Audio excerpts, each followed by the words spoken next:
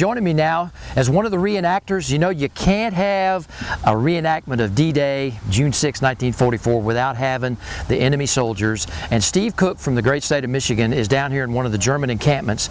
And you are a collector, Steve. I tell you what, I just am so fascinated by the collection that you have here and in your camp. Tell me a little bit about how you got started in this, and you know, reenactment. This is not a cheap collection. No, it isn't by any stretch of the imagination.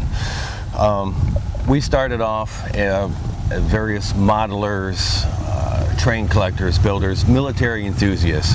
Since I was a child, I grew up watching the old movies with my dad, John Wayne, Audie Murphy, and it just rubbed off. To be a World War II reenactor, it's just like being a big kid playing with more expensive toys.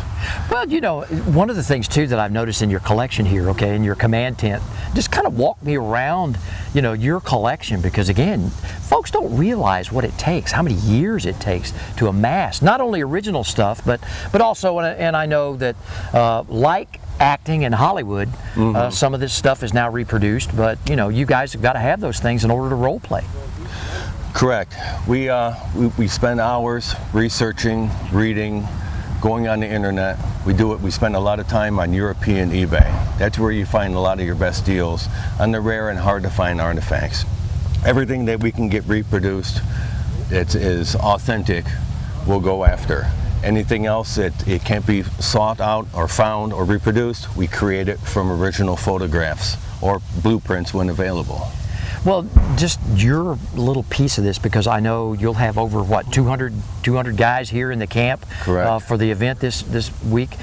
They all bring something to the table. What kind of, how do you all do that? This is just one camp. We have 3 German camps. We have nearly 1,000 Germans. We have paratroopers, you know, the Fallschirmjägers, the Heer units. We even have some Kriegsmarine floating around here somewhere. And then we have a lot of the Waffen-SS. Everybody finds what they like, their little niche. We do everything from standard infantry to field police, and that's what I portray. I portray the Feldjäger Corps, which was the high-ranking German MP from 1944 to 45. Well, folks, listen, we're going to now flip over to some of these German vehicles. And Steve, you know, you told me you liked being a German reenactor because they got some cool stuff. And joining me now is Dave Lawhead. Dave, you are an expert. We're going to get to your Kugelwagen in a minute, okay, which is original. But give me the big picture overall, one of these motorcycles with a sidecar, because this is cool. Yeah, they made 2 different types. This is a BMW, and it has probably 75 horsepower. And to me, it looks like an original, because I know the Chinese and the Russians made the same thing. Right. And this looks to me like an original. So it's probably about a 1943. Yeah, probably you don't find them any 42. earlier than that. Right. Usually 43 or 44. Yeah. And well, as an investment, you know, Steve, they're reproducing these things. You know, you could actually buy one out of China, ship it over here in a crate for what, about $5 grand? Yeah, about $5 grand. The original BMW plant was located in eastern Germany, and it fell into Russian hands at the end of the war. The Russians took it and made it what they call the Ural, all right, and they did that until about the 1950s, and then they sold all the dies to the Chinese, and the Chinese are still reproducing these bikes today. Wow, and so then your reenactors get them, put the paint scheme on them, and then they rock and roll.